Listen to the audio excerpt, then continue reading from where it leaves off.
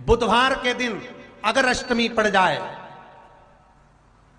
तो ऐसी कोई बीमारी नहीं जिसका इलाज ना हो पाए। कुछ ना करिए, हरा मूंग की कटोरी भर लो। मूंग जानते हो? हरे मूंग, मूंग की दाल होती है ना, जो हरा मूंग, आखा मूंग हरा की कटोरी भरो। उस पर गुड़ की एक खोड़ी, गुड़ की बट्टी, गुड़ की एक बाटी उस पर रखो। 5 बेलपत्र रख लो। और जिस व्यक्ति को बहुत भारी बीमारी है, कैंसर जैसा रोग भी है, किडनी लीवर जो भी उसके खराब हो रहे हैं, कोई तकलीफ है, ऐसा लग रहा है कि बहुत सांस चल रही है, कहीं कोरोना जैसी बीमारी ना हो जाए, बहुत तकलीफ हो रही है, बस वो कटोरी में मूंग लेकर उसमें गुड़ की खोड़ी रखकर 5 बेलपत्र रखकर, बुधवार आज हो गया, शनिवार, कल रविवार, फिर सोम मंगल और फिर बुध, और अष्टमी तिथि, राधाष्टमी भी है, दुर्वाष्टमी भी है। दुर्वाष्टमी जिस दिन भगवान ने, गणेश जी ने एक राक्षस का संहार करा था और कश्यप ऋषि ने उनको दुर्वा दी थी, वो अष्टमी है। पहली बार दुर्वा चढ़ी थी गणेश जी को, उसका व्याख्यान आएगा भी, कथा। मूंग कटोरी में भरकर, गुड़ की खोड़ी रखकर, गुड़ की भट्टी, 5 बेलपत्र, जिसको बहुत बीमारी हो, दमा, श्वास, किडनी आदि का आदि बहुत बीमारी हो, 21 बार शरीर पर से उतार कर महाराज सीधे हाथ में रखकर नाम गोत्र खुद का बोलकर और भगवान से, गणेश जी से विनती कर कर अष्टमी तिथि के दिन, बुधवार के दिन जो भी आ रही है, बहुत समय के बाद पड़ रही है, उस दिन उस कटोरी नहीं लेना, पुरानी कटोरी नहीं लेना, कोई कटोरी घर में नहीं हो, नई कटोरी, और उसको गणेश जी के मंदिर में पहुंचा दीजिए। गणेश जी के मंदिर में पहुंचाएं, गणेश जी के मंदिर में पंडित जी भी बैठे रहें, हाथ में मत देना उस कटोरी को, भले दरवाजे पर, चौखट पर, गणेश जी के राइट हैंड की ओर, आपका उल्टा हाथ होगा, गणेश जी का सीधा हाथ होगा, तो गणेश जी का जो राइट हैंड हो, दर्शन करते समय सीधा हाथ इधर आएगा, उस हाथ के वहीं पर, अर्थात जमीन पे ही रख देना, पर रखना भूमि पर ही।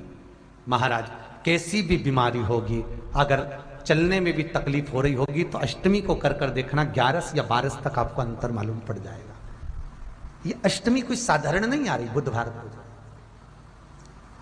भगवान के पूर्ण सुख देने वाले, आनंद देने,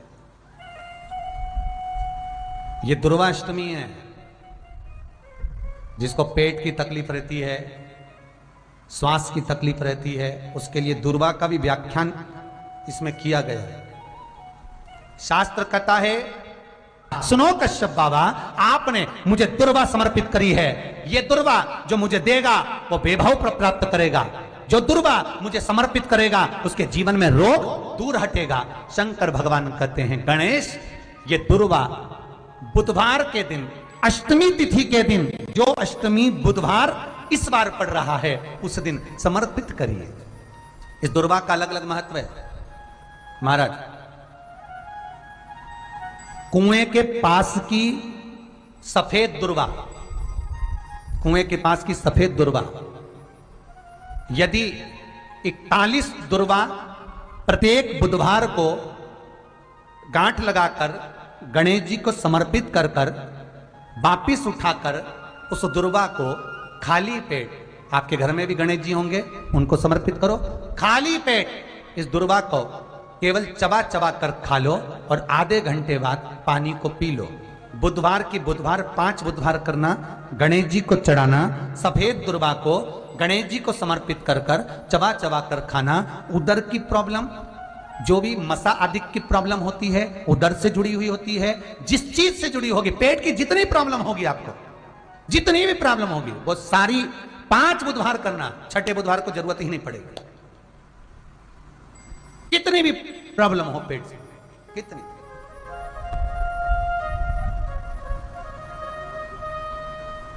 पेट से जुड़ी हुई प्रॉब्लम जितनी भी होगी, समाप्त। बहुत ध्यान देना महाराज, बुधवार को अष्टमी पड़ रही है, दुर्वाष्टमी, गौरी अष्टमी, राधाष्टमी, और बुधवार के दिन पड़ रही है, बहुत कम पड़ती है। निवेदन है आपसे, जिन लड़के और लड़की का विवाह नहीं होता हो, बुधवार के दिन जब अष्टमी पड़े, महाराज एक हाथ में हरी मूंग लेकर उसमें 7 दुर्वा हाथ में लेकर चंद्रमा के ऊपर से छत पर जाकर 7 बार उतार कर जो गणेश जी के मंदिर में विवाह की कामना कर कर चढ़ा देते हैं, शास्त्र कहता है उसका विवाह 4 महीने के अंदर पक्का हो जाता है। महाराज 4 से ज्यादा 6 महीना लगेगा और विवाह पक्का हो जाए। जिन लड़का लड़की का विवाह नहीं हो रहा, बालचंद्र का स्मरण करें, गणेश चंद्र का स्मरण करें। बेटी नौकरी के लिए अप्लाई कर रहे हैं, जो बेटा बेटी चाहे सरकारी नौकरी हो, प्राइवेट नौकरी हो, सर्विस के लिए अप्लाई कर रहे हैं, उन बेटा बेटियों से निवेदन है, दुर्वा शिव जी को समर्पित कर कर केवल दूब जानते हो ना, दुर्वा सब जानते हैं। दुबा जो माला पिनाई थी उसमें बहुत सारी लगी थी, पढ़ी है यहाँ, बताना जरा।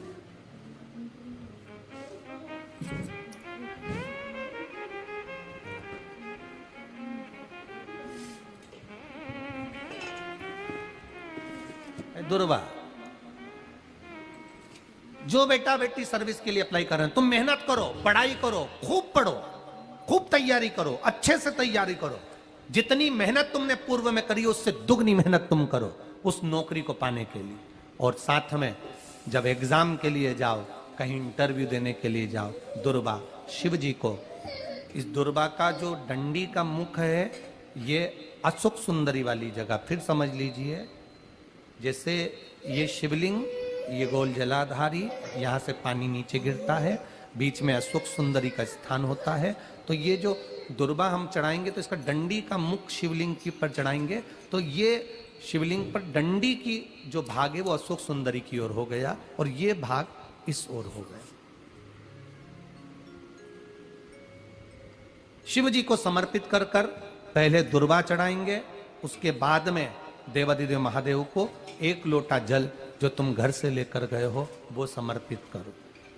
3 महीना लगातार अपनी पढ़ाई की मेहनत करो, अपने इंटरव्यू की मेहनत करो और खूब अच्छा पढ़कर साथ में 1 लोटा जल और दुर्वा, शिव जी को भले 10 दुर्वा की जगह केवल 1 दुर्वा चढ़ाओ, चढ़ाकर जल चढ़ाना, 3 महीने तक लगातार बाबा से प्रार्थना करना। विश्वास कहता है अगला पत्र तुम्हारा व्यासपीठ पर होगा, नौकरी लगेगी।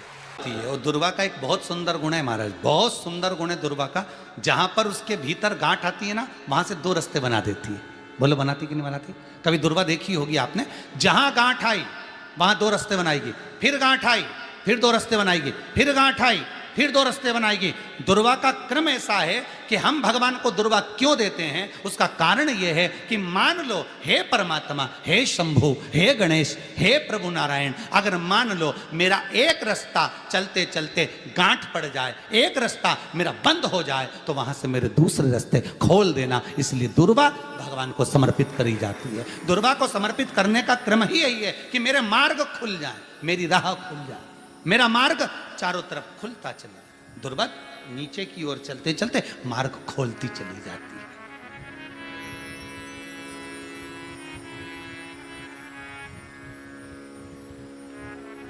अमृत है ये, इसलिए नष्ट नहीं होती। तोड़ के रख लेना, प्रैक्टिकल करके जरूर देखना, सियोर वाला महाराज कहीं झूठ तो नहीं बोल रही है।